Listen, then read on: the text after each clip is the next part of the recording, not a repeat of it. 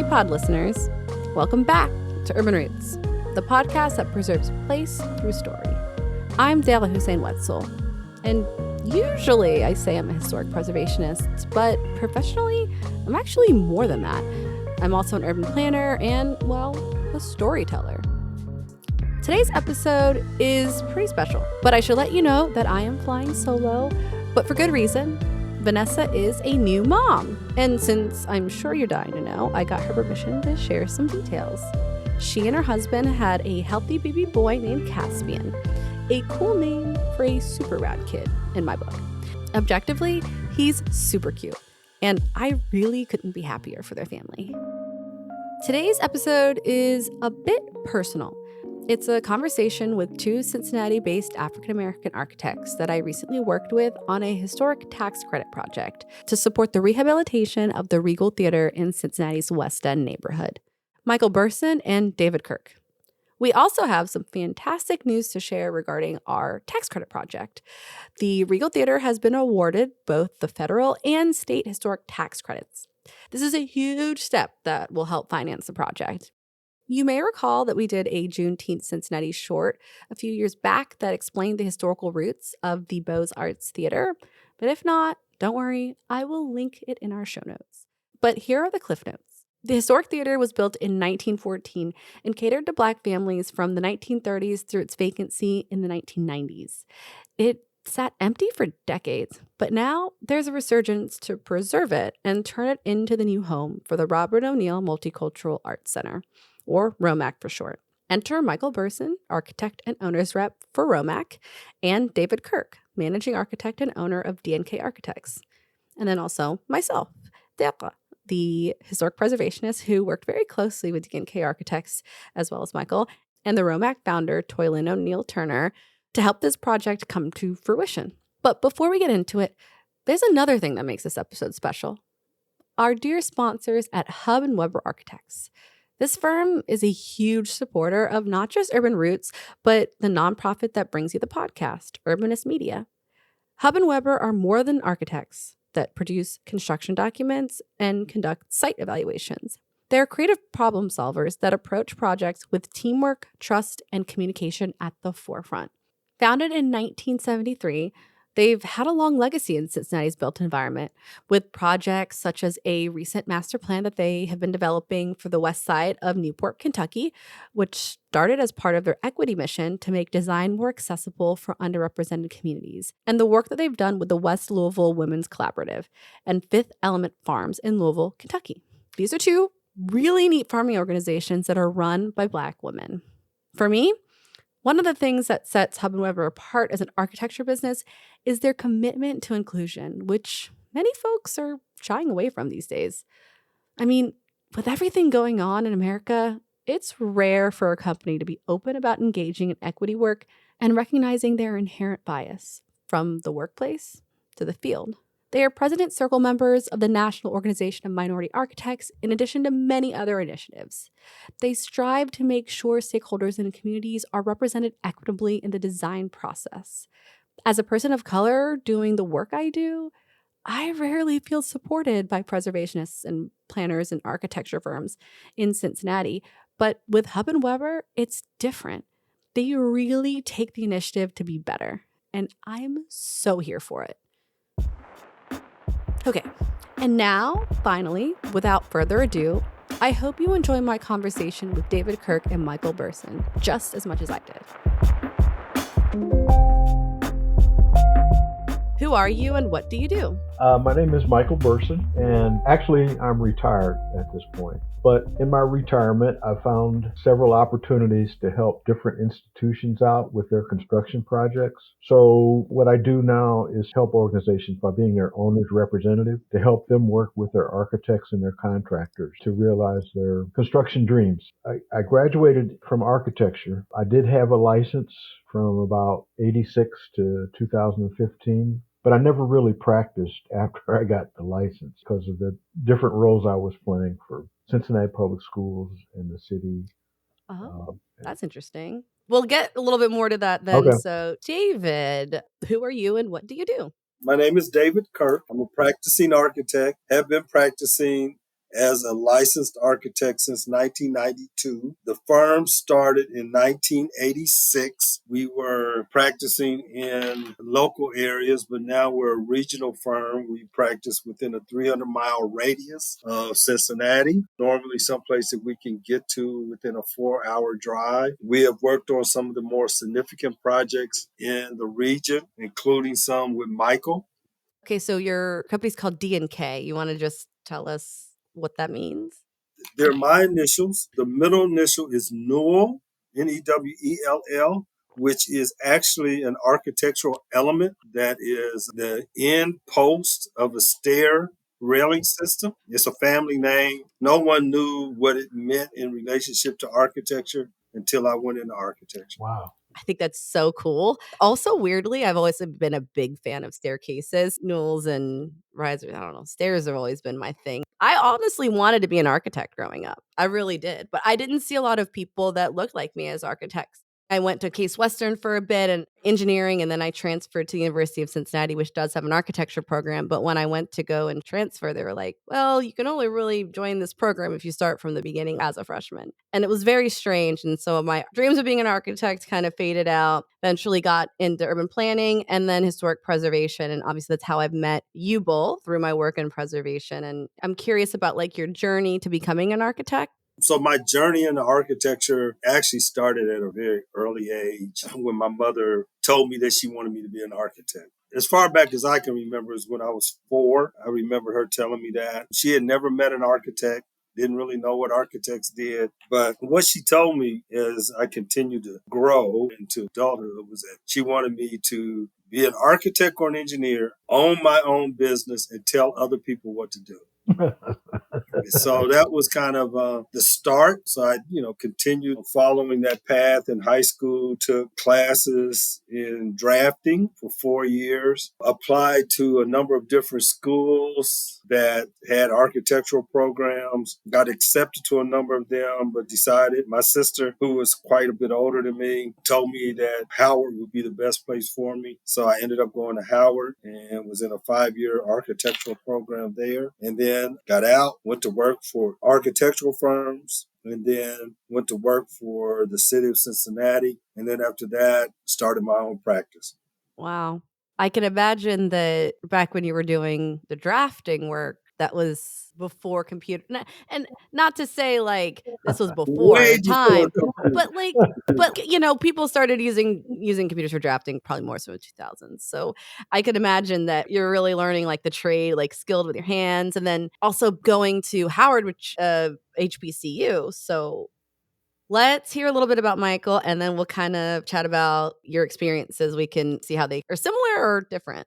Well, you can see how long I've been around. You see that T square hanging on the wall behind me. And I just love David's story about at 4, his mother told him he was going to be an architect.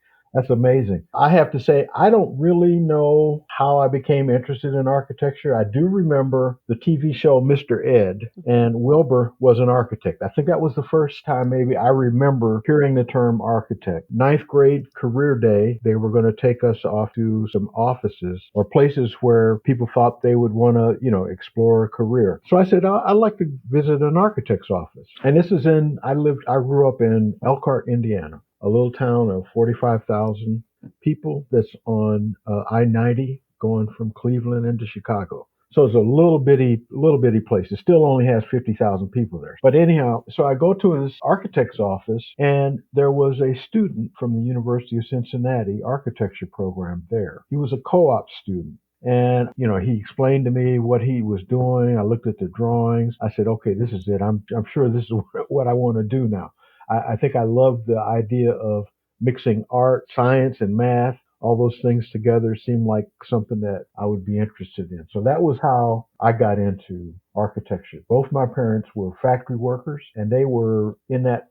I don't know if you're familiar with Wilkerson's book about the Great Migrations. And both of my parents ended up in Indiana and Michigan, coming from Mississippi and Arkansas in the 20s. Their families, had relocated up there. So they were pioneers in the sense that they were the first to integrate the factories. My mother was the first African American to retire from Miles Laboratories that made Alka-Seltzer. And my father worked at a factory there. He was one of the first African American to work in the factory. So they had no idea about architecture or anything. So that's why I say I don't know how I got to it, except for I know that the talking horse spoke to an architect. And then where did you go to college? I met the co-op student from the University of Cincinnati, and I thought, and from then that was where I had to go. I was accepted here. I started in, have to get the dates right, 67. I tell you, my freshman class was 125. There were 4 women, and I was the only African American. I found out, as David knows, within the last 10 years or so, that I was only the 4th African American to enroll and graduate from the School of Architecture at UC. So, yeah, it was rough. It was a challenge. And, at that time had big old fro, and that was the chemical period. The United Black Association at the University of Cincinnati wanted to help the community of Corryville at the time, who were trying to fight off expansion by University of Cincinnati. And we can look at it today and see that we weren't very successful. But I organized some of my class members and my roommates and stuff, and we started to help the community of Corryville try to come up with some ideas of ways that they could argue positions with the university. So, I kind of got grounded in community work at that point in time too. Wow. Yeah. Well, you think that makes sense too, and like how you've come to be, especially like a liaison, coming in to help different organizations and things post your work with Cincinnati Public Schools that you were mentioning. David, do you feel that you also experienced similar challenges? I mean, an HBCU is probably not technically always an all-Black school, but I'm assuming that there were more people of color in your architecture classes. Like, how different was that? What was that like?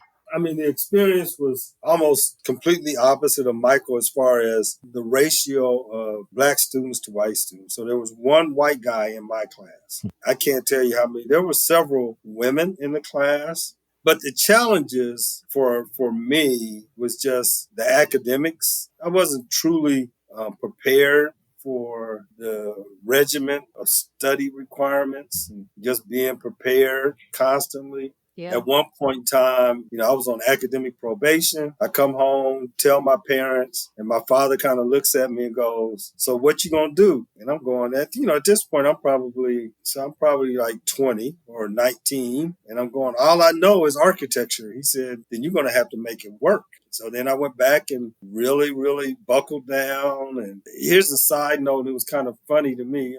I was having these academic problems. And this guy who wasn't in architecture, but I had just, befriended him. And he said, "So what do you do between classes or after you get finished?" And I said, I go to class, come home, go to the dorm room, and start studying. He said, "So you don't take a break?"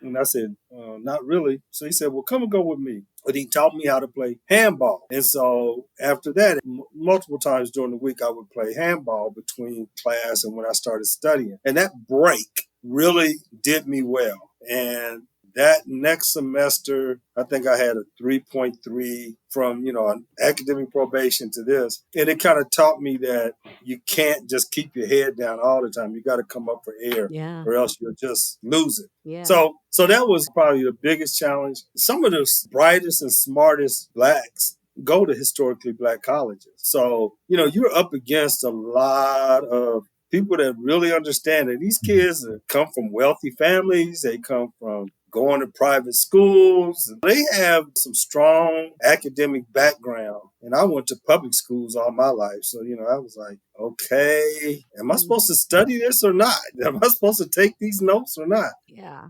Definitely. I very much relate to that because when I went to Case Western, it seemed like some people it was easier for them to get through the schooling. And I think that just goes to show how education isn't really tailored to the person, not so much. It's just kind of like, here's all the stuff that you need to know. And yeah, and it's a very common trend for people in architecture to get burnt out. But you guys made it, you graduated, and then was it easy for you to kind of figure out the career path after?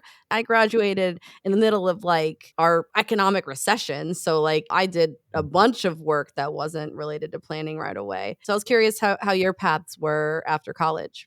Well, you were saying the economic crisis of, I guess, the early 2000s was what you experienced. Mm-hmm. So I graduated in 79. I started working, got my first job working for a pre-manufactured housing company. So I started working probably in July because I took off the first 30 days after graduation, said I wasn't going to do anything but eat my mother's cooking. So, I'm starting to think, okay, wow, for the first time, I'll be able to buy Christmas gifts. And you would not know, and people are crying about interest rates now, but in 79, the interest rates went up to 17% on mortgages. And so the guy, and I told you I was working in pre-manufactured homes, the guy walks in maybe a week before Thanksgiving and hands me my check and says, "This is it. We don't need you anymore." So yeah, I was like, oh, goodness. That was the first really kind of smack in the face for me to say, okay, you got to make some decisions about the kind of places you're going to go to work. The one thing I will say is that I've never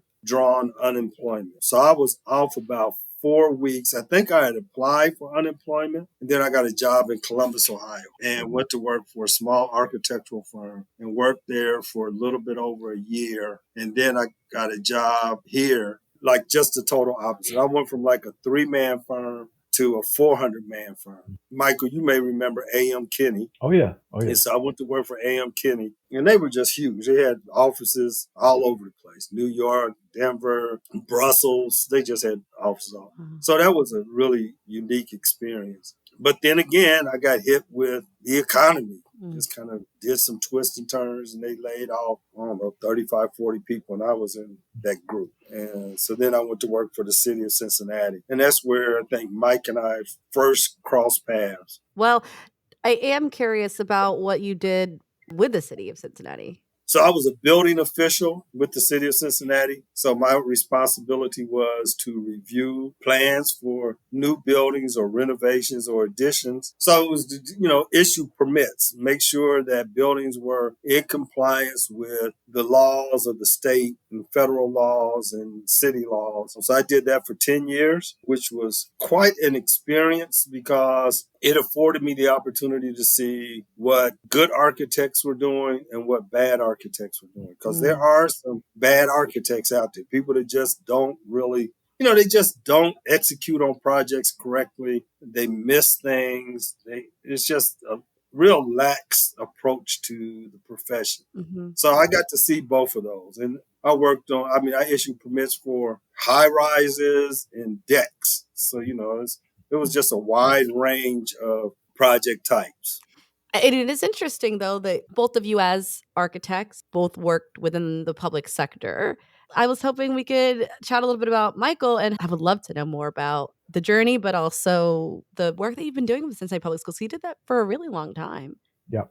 Well, when I met the young man in my hometown on career day, that's when I learned that the University of Cincinnati had a co-op program. And I really feel that that's something that kind of sets UC apart. Because when you stop and think about it, a lot of the faculty are not necessarily practicing, and they're a little bit out of touch with, how things work in the office and in a business. So you get to see, you get that theoretical instruction at the university, and then you go and you work in an office and get to see how that part of it works out. I mean, I took advantage of it. I worked one job in my hometown. I did 2 jobs in Indianapolis. I did a couple of co-op sessions in Boston, and then towards the end of my academic career at UC, I worked for companies here in Cincinnati, and one of those companies was doing work for Cincinnati Public Schools. They were actually a vocational addition renovation that was going on at Withrow High School. So after I graduated, I stayed with that company. And then there was a man who became my mentor, a man named Jim Kinney. Jim was a project manager at Cincinnati Public Schools.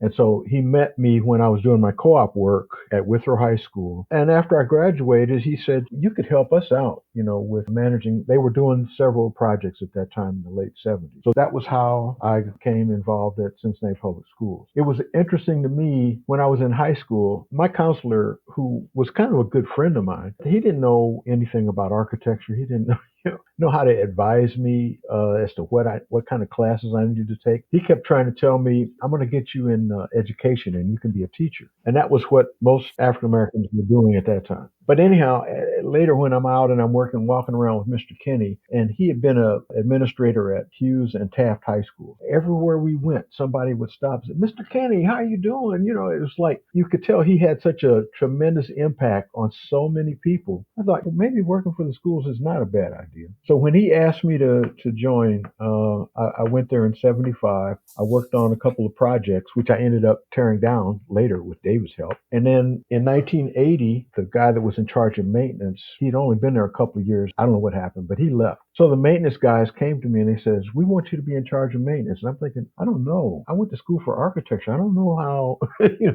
that relates. But I said I would try it. And I really enjoyed it. When somebody moves into a building, to help that building continue to work for them, to support their operations successfully, I really began to like that. So that was the beginning of my career at Cincinnati Public Schools in 1980. They didn't have a lot of resources at that time, and I ran into a lot of problems that they just didn't have the resources to solve. So in 90, I said, I'm going to switch it up and get some experiences in other industries. So I went to the city and took care of city buildings for 5 years. And then after that, University Hospital came to me and said they wanted me to take over responsibility of maintenance and construction of their buildings. And then in 2000, or at the end of 99, a young man at Cincinnati Public Schools who was the chief operations officer, they were getting ready to start the facilities master plan. So he contacted me and asked if I'd be interested in coming back. So I said, sure, I'll talk. I went to the interview and they asked me to take the position. And that was when I went back to Cincinnati Public Schools in 1999. I've been kind of all over the place. And if you're a hospital, but you got Joint Commission, you got the Nuclear Regulatory Commission, you got everybody digging deep into what you do. But I learned a lot in that position. And so I wouldn't change anything. Gosh, how many other architects were working with the schools? You weren't just doing one thing with one school. You're really going all over and having to kind of juggle a bunch of different properties. Oh, yeah. Did you have a team? Was that just you? Well, no, there was a couple other folks on staff who had architectural backgrounds, and they would help out with, we did, somebody needed a classroom subdivided, and the other thing was, coming from UC, we brought in co-op students to help. Oh, very nice. It was really great for co-op students because they could come and work one quarter and maybe design a project, and they come back another quarter later and actually watch it be built. Mm-hmm. So, it was a really good situation. So we use a lot of co-op students and a lot of companies, a lot of architects like DNK Architects to help us with some of these projects. Yeah. With your sharing about public schools, I had to be thinking about this preservation component. And I'm curious, did you see any of that at work as what you know as preservation today? And how would you talk about that? Well, I wouldn't say that our focus was on what I would say pure preservation, but I would say that definitely we were interested in maintaining these buildings that community, everybody in the city had gone to one of these schools and, had a personal connection to them. And even when we did the master plan, we downsized the district from 120 schools down to 50. There were 16 buildings that were historic from 1920s in that era, and we convinced the state that we wanted to renovate them. But again, it wasn't what I would say pure renovation in the sense of, we had certain requirements we had to meet as far as working with the state on what type of windows we put in and things like that. But yet and still, we did keep 13 of, the historic buildings. One of the things I wanted to say, Mike will not toot his own horn, but, Michael was responsible for more than $1 billion of renovations to the Cincinnati Public School system. Michael had the ultimate responsibility. He had to report to the board, tell them what he was doing. And there was fights about what schools were going to stay, what schools were going to be renovated or torn down and not replaced. Mm-hmm. It was a lot of challenging time. And, he was taking all the arrows that they were shooting at him and making it happen. I will say that Rothenberg School was probably one of the toughest situations we had. There was a time when I was wondering if I was going to be arrested. We demolished a couple of structures adjacent to the building. Mm-hmm. And what was important to me was that we set up some design standards for what a school should have, both inside the building and the playground, the outside of the building. And so working with Rothenberg in really a tight site, and one of the few schools that we were going to keep in Over the Rhine. Mm-hmm. To me, it was really important that we would give the kids in Rothenberg School the same kind of amenities they would have at a new school we built somewhere out, Kennedy Heights or someplace Yeah. like that. So yeah, that was a tough That's time. great. I'll send you some pictures of before and after. You Oh, wouldn't Yes. great. you wouldn't believe what that building was like before renovation. We also had the old school for performing arts building that's also in Over the Rhine. Yes, And that is now not a school anymore, but like has exactly. become apartments, which I think is a pretty cool tax credit and adaptive reuse project. Actually, I did work on that tax credit Yeah. project a little Okay. bit. I came in on the part 3, took photos, which was really fun because it's like the part where you get to take photos of the after work. I'll talk a little bit more about the tax credit stuff when we start to talk a little bit about the Regal project that we've been doing. But David, I wanted to give you an opportunity to talk a little bit about the time when you were working with Michael and either with the CPS, Cincinnati Public Schools, or other projects that you guys have done together. I believe that our first interaction was when I was still a building official and Michael came in to get a building permit for some project that they were working on. I was the only Black plan examiner, and not being from Cincinnati, I got a chance to meet a lot of the Black architects in town, whether they were licensed or not licensed. But Michael was one of them. You know, the friendship grew from there. And then in 2000, I don't know if it was 2000 or 2001, when the master plan became reality and that the district wanted to do the master plan, DNK joined forces with a very large firm and became 50-50 partners to help do the master plan. Well, let me back up. Actually, in 1992 or 93, when the Americans with Disabilities Act became law, CPS decided to survey all their buildings to try to figure out how they were going to make the buildings accessible. And I teamed up with another Black architectural firm, and we did, I think, like 20 buildings to go out, survey them, and determine what all would have to be done to make those buildings compliant with the ADA laws, and then put a cost against it. So that was kind of the start of the relationship with Michael. And then, like I said, we worked on the master plan for 2.5 years, put together the plan, working closely with Michael and his team to figure out what buildings and what communities were best to be renovated, built new, torn down, and help develop the rationale, the logic behind the decisions. I think one of the fortunate things that, and I'll say that most of the architectural team were not CPS graduates. So we didn't have the passion, I went to this school or my mom went to that school. So it was more of our ability to step back and do the real analysis to come up with why one building should be saved and one building shouldn't. So then that built Michael and I's relationship, and it's just grown from there. And, now he talks about me and I just go on, and then, I talk about him. So. I love that.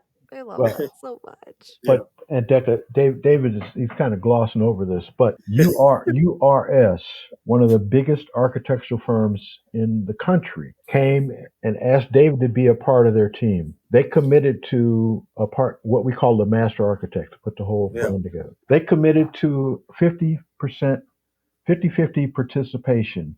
They submitted reports every month about the hours that each firm put into the project to demonstrate that they maintain that 50-50 relationship through the entire thing.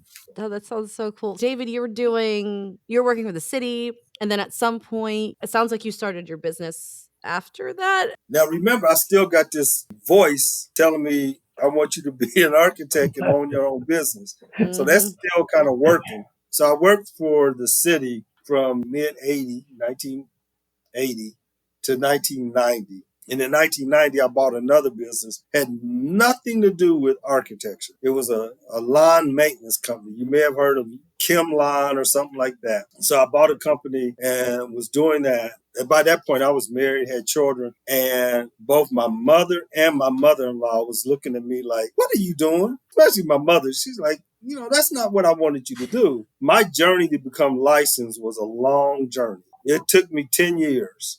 At the time, the exam was given once a year in June. I think there was like 8 parts or something like that. I can't remember now. But you could pass a part and then you didn't have to take it again. But it Okay. was a really long journey. So a 10-year journey for you to 10 get year journey. licensed. Yeah. Wow. Yeah, I was going to ask about that because I was going to bring up some of the statistics around licensed architects. And I know this has changed a little bit. I think now since 2022, there's about 121,000 licensed architects in the License. US, Yeah. and then only 2% of those are Black. So that's about Right. a little over 2,000. And just kind of additional tidbit, only 566 of those licensed architects are Black women. And I know that Michael said that he got his license probably a little bit later, but definitely want to hear more about what it meant to you to get that license. Why did you go get your license actually? What's the difference really between being able to work as an architect and having a license? It really wasn't a different for me by the time I got it. Again, I graduated in 73 from UC, and I got my license in 86. David talks about 10 years. That's about the same thing for me. And after 75, I wasn't even working in an architect's office after that. It took me several times to take the exam and pass. Because of the kind of work that I was doing, I wanted those credentials on my name, even though I wasn't really practicing. And I think that it helped me as far as, working with licensed architects like David to have that. And then I forget exactly when, but I became certified as a facility manager in the International Facility Management Association. So I had both of those credentials I could put behind my name. Right. So then, David, what about you? Because you said it took you as well 10 years, but when was that in your career? Well, here's a little technicality that a lot of people do not understand, but you cannot legally in the state of Ohio call yourself an architect unless you're licensed. You cannot legally be majority owner in a firm unless you're licensed. So as I'm matriculating through the career, and I wanted to own a firm, I knew that I needed to get licensed. And often I am challenged, or I should say puzzled, by someone that will spend 5 to maybe 7 years in school and then not complete the licensing component. I wanted to own my own firm, so I needed to get that license. So I started DNK Consultants at the time, and I started that in 1986, but the only thing I could do was residential. And I could only do residential outside of the city limits because I worked for the city of Cincinnati as a building official. So, I was doing work for some developers and that kind of stuff, designing homes and that kind of thing. But I knew that that was not going to suffice, wasn't going to feed the family. So I just continued to pursue getting the license. Finally got the license. So that was the driving force behind me getting my architectural license. Wow. And then also when you guys were getting your licenses, under 2% of the architects being Black. Like it's so limited. Given those statistics, what does or did at that time as well being a Black architect mean to you, or being an architect?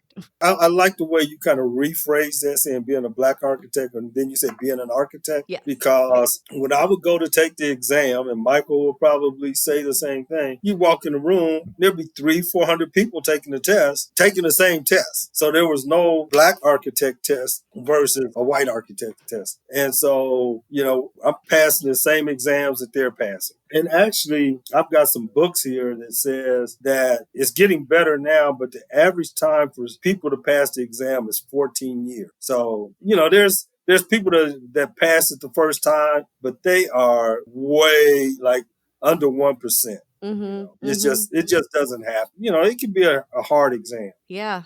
I don't envy you guys because in historic preservation, it's not like we're licensed or anything, but in order to be basically a Secretary of Interior qualified historic preservationist, according to the National Park Service, really the Department of the Interior, the way to do it is that you have to have a master's degree in historic preservation.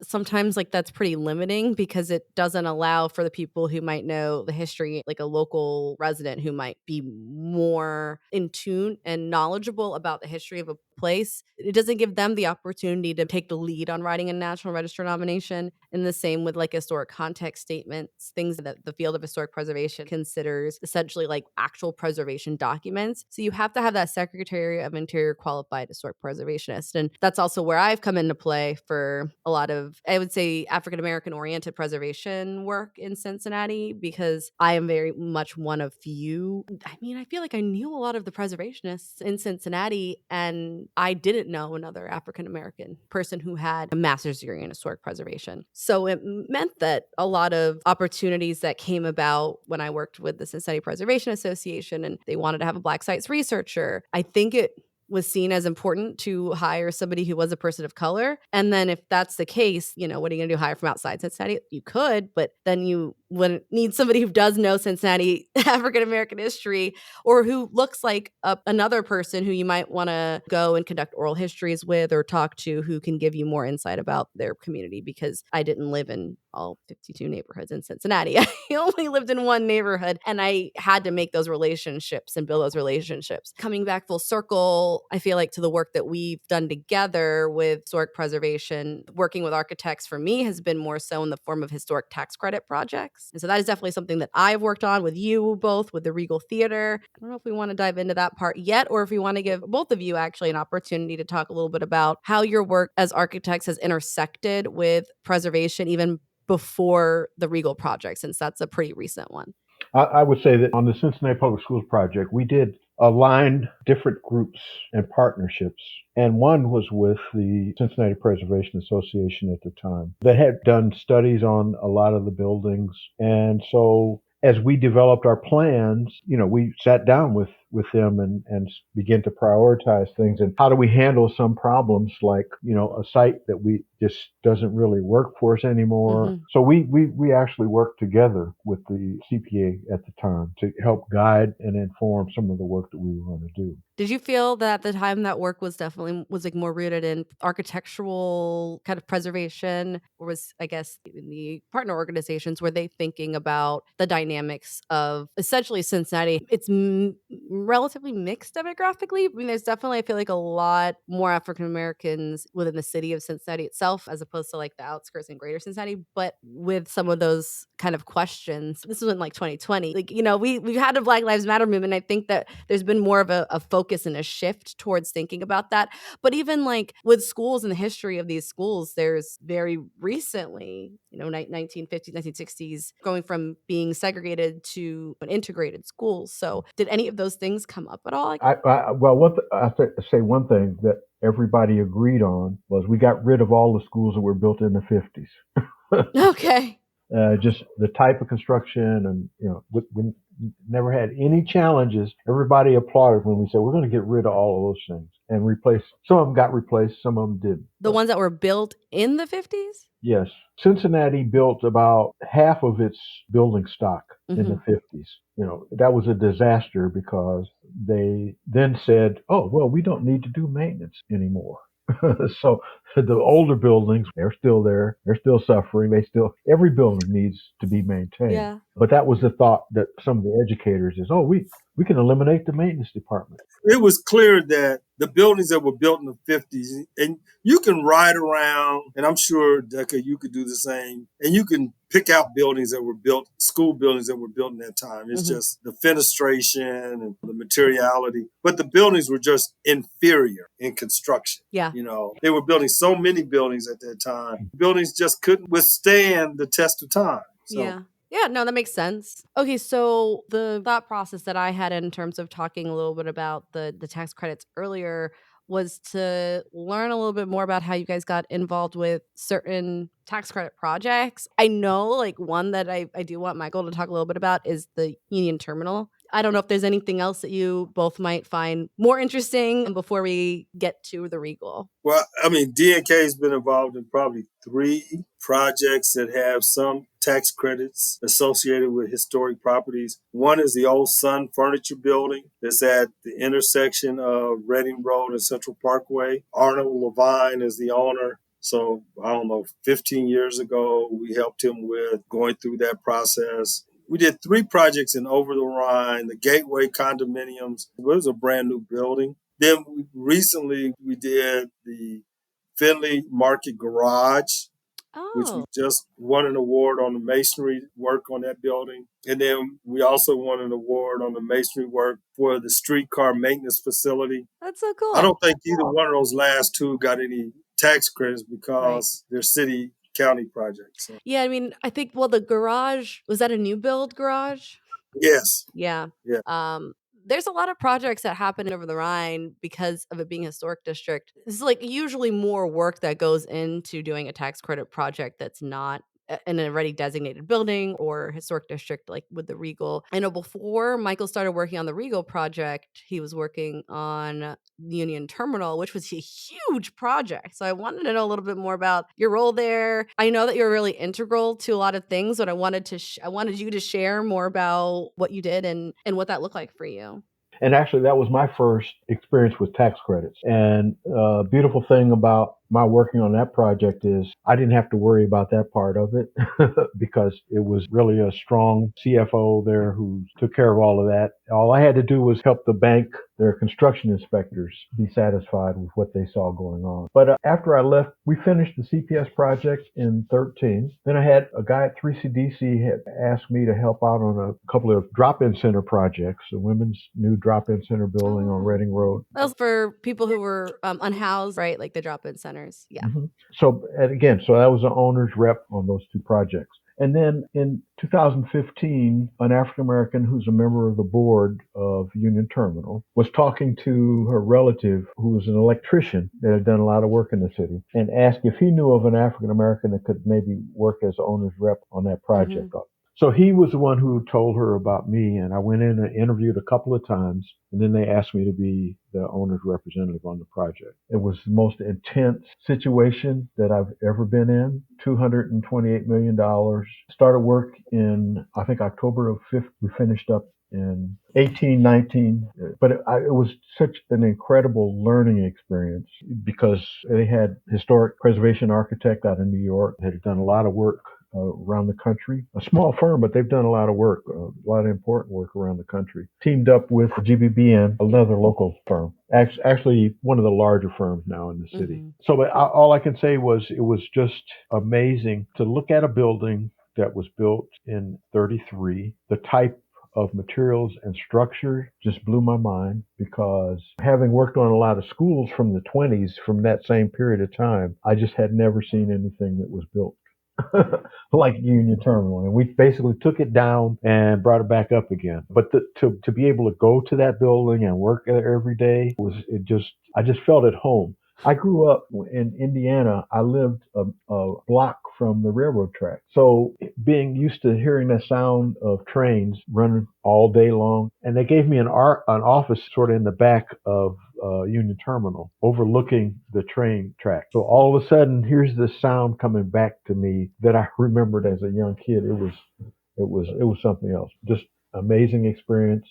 I'm so glad that I had the opportunity to work on that building because, again, one thing important that I like to do is to get a new experience. And certainly that was it, working on that building. That was awesome. Okay, so the Regal project is super interesting. And I feel like we haven't really talked about it too much on the podcast, but we did do a Juneteenth Cincinnati short on the Regal Theatre. So I think hopefully people might remember a little bit about the history. But I was hoping, Michael, you could kind of just briefly touch on that just to also explain like why and the involvement of the Robert O'Neal Multicultural Arts Center or ROMAC. Okay. And let me say this too about my work as an owner's rep is that when it comes to designing and building a building, the architects and the contractors, they do this every day, all day. So it has its own language.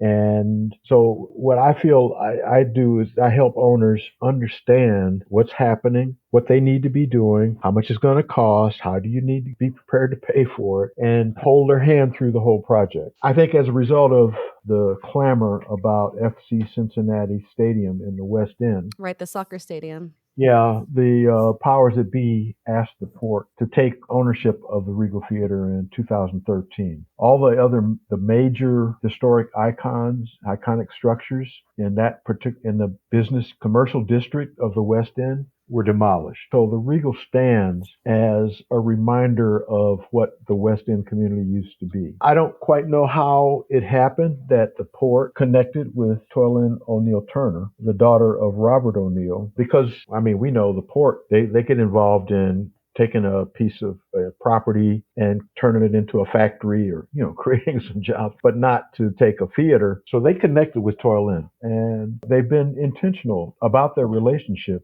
to the point of having, a signed memorandum of understanding that the Robert O'Neill Multicultural Arts Center would have control of the programming, and with the, Ports maintaining the ownership, which is also required for the compliance period, after construction when you get historic tax credits and things like that. But at a point in time, as soon as they could, they're going to turn over the ownership to the Robert O'Neill Multicultural Arts Center. Toilynn also, she then partnered with Sean Ruggles, the former executive director of the African American Chamber of Commerce, who has a marketing advertising firm. They visited the Little Pearl in Chicago, and they saw an example of how, kind of an art center had a partnership with a commercial enterprise. And so that's kind of the thought behind the recreation of the Regal Theatre, is that the arts programs, the activities, performances, and things that would take place in the theater, those kind of institutions struggle a little bit for resources. So that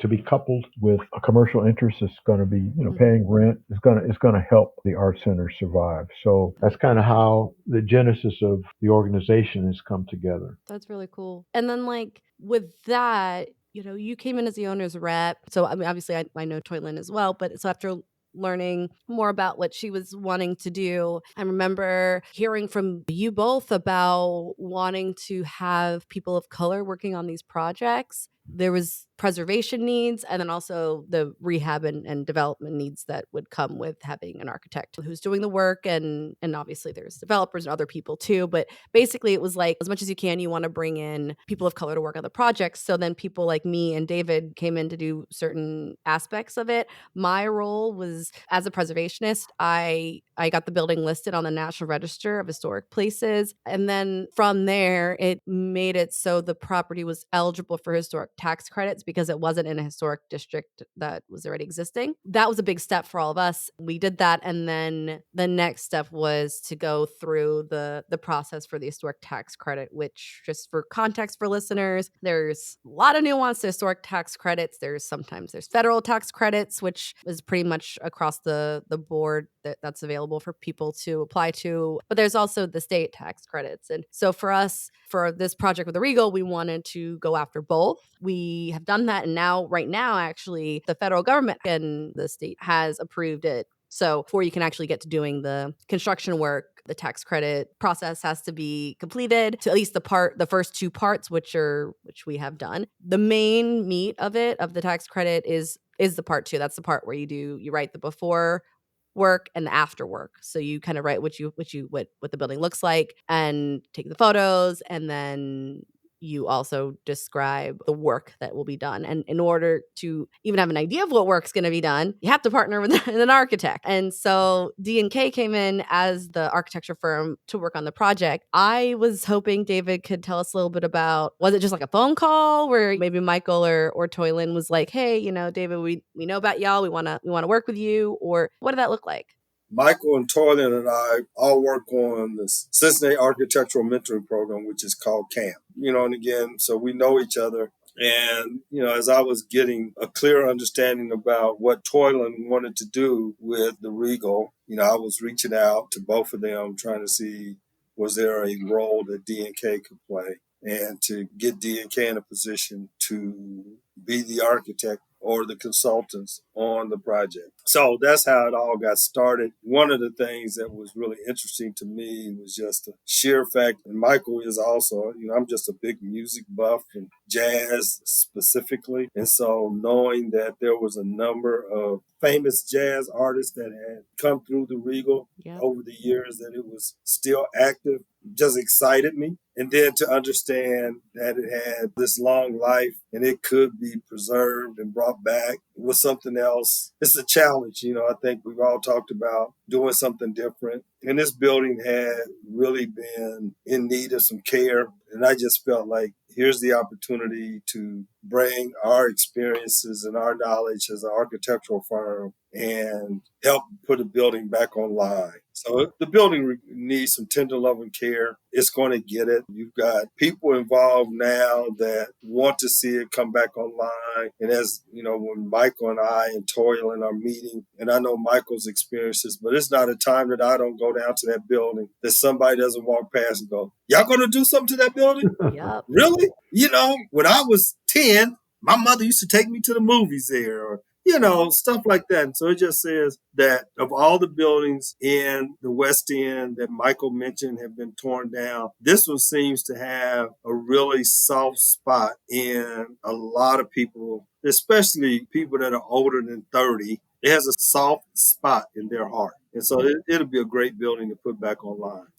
People want to see this property be used again. They, I think, are pretty excited about the opportunity for it to be a multi-use cultural arts space, right? Like that I think is what becomes really cool, because we know what this building can look like. And Right. I am so excited for that. I mean, it is absolutely incredible. And it's been really nice to work with you all to see what it can be. I know that there's always challenges, there's funding challenges. And I think that is something that maybe for a future conversation on equitable development we can talk more about. But I think it's going to be super excellent. When you're down there and people ask you, are you going to renovate the building? You need to point them to the QR code and tell them to scan that so they can make a donation to help us raise the funds for it. Absolutely. But somebody might know somebody who knows like a big money person, and then they can just be dropping in like hundreds of thousands of dollars in that account. So you never know. So that's a good point. Thanks, Michael. The final thing I think it'd be nice to chat about is your guys' work with the youth. You talked a little bit about that when you were saying, David, that you and Michael and Toilynn have been doing stuff with youth and architecture for a little bit. Yeah, could you guys tell me just a little bit more? Well, the camp that we started was almost 20 years ago now. Grew out of just experiences with, as you said earlier, the low percentage of Black architects in the profession. And it really started with NOMA, the National Organization of Minority Architects, in 2000, signed a memorandum of understanding with the AIA, with the American Institute of Architects, to say that by the year 2030, we were going to have 15,000 licensed architects. African American. I'm sorry. Yes, thank you. And the whole concept then was to say you could have a child be born in 2000, and the child could, go all the way through school, get out, and become licensed by the time they were 30. Wow. So that was kind of the start of the thinking that we could do a camp here in Cincinnati. So I got with Michael, a lady named Michael Pride, and Dennis Mann, and we started to think this through. And we had a meeting with the local NOMA chapter at the time and the AIA, and told them what we wanted to do, and everybody was in agreement. And so we started the summer camp. And, the camp is geared towards introducing the profession of architecture to minority students, more specifically to Black students that have not understood or do not understand what architecture is about. And we didn't want young people to be in the position that Michael and I are in, and saying, well, we really didn't know any architects when we started going to school. So over the years, we have had populations each summer from probably 25 to 45, 44 students. And some of that is just logistics, is why we limit it to a certain number of students. But we've had great success.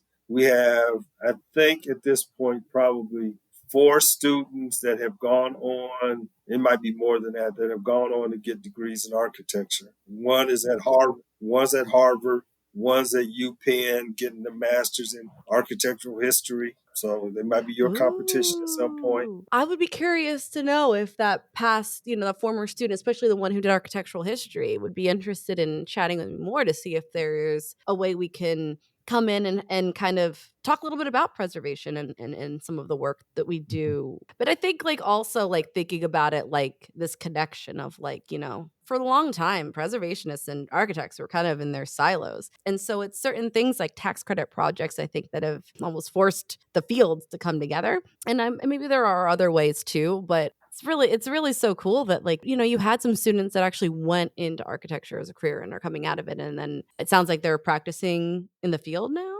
Yes. And, the program was geared towards students going into the 8th and 9th grade, because what we know that our counselors didn't know is that if you really want to, get yourself into an architecture school, you really need to start taking the right kind of classes by the time you get to the Mm. ninth grade. So that's the reason why it's focused that, at that age group. Now, what's happened is that, we've got some younger members on the board now, so that we've got our mentoring program going on. So we have students that are a little bit older that even can participate in that. In addition, David was active at the National Organization of Minority Architects when this started. There's now a chapter of NOMA students in the architecture program at University of Cincinnati. So these things are all coming together, and would be some format to, I think, have conversations about preservation. Yeah. And certainly beyond the students that are in the 8th and 9th grade. It might be a little bit over their head, but the others, I think, could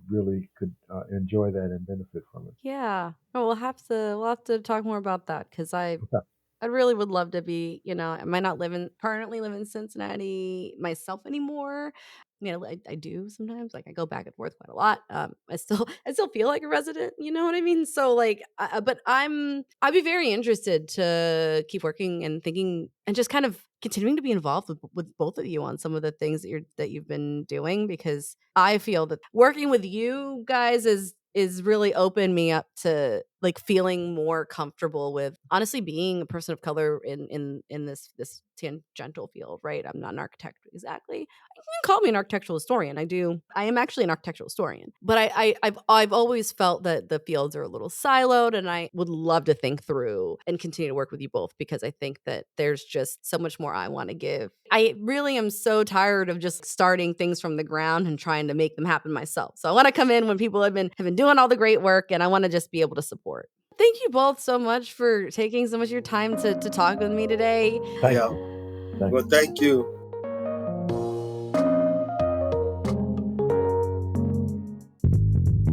Thank you for listening to this Urban Roots episode, and a huge thank you to Michael Burson and David Kirk. Your host is me, Deqah Hussein-Wetzel. This episode was edited by myself, Connor Lynch, and Skylar Ficklin. Mixing by Connor Lynch. You can find us on Instagram at Urban Roots Culture or YouTube at Urban Roots Podcast. We would love, love, love to hear from you, loyal listener. So please engage with us via your preferred podcast platform or send us an email at urbanrootspodcast@gmail.com. Urban Roots is part of the nonprofit Urbanist Media. We usually ask our listeners to consider donating to us, but today we wanted to give a special shout out to the Regal Theatre project. You could support the Regal Theatre and the ROMAC by scanning the QR code outside the building on the intersection of Lynn and Clark in Cincinnati's West End neighborhood. But if you're not local, then you can go online and click the pop-up link on their website, www.theromac.org. That's www.theromac.org. You can get early access to new content from Urban Roots by becoming a monthly subscriber on our Patreon for as little as $1. Just search for Urbanist Media. All right, one last housekeeping item. If you're in Cincinnati, I encourage you to register for this year's Neighborhood Summit, brought to you by Invest in Neighborhoods.